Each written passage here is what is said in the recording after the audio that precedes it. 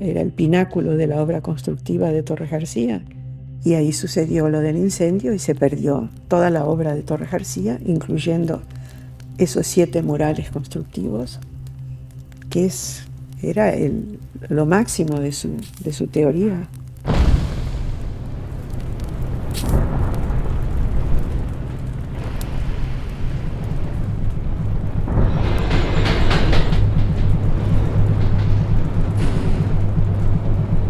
El arte constructivo es siempre para la colectividad. Nos habla a todos.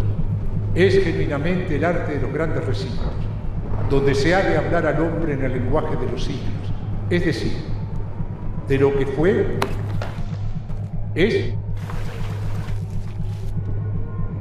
y será.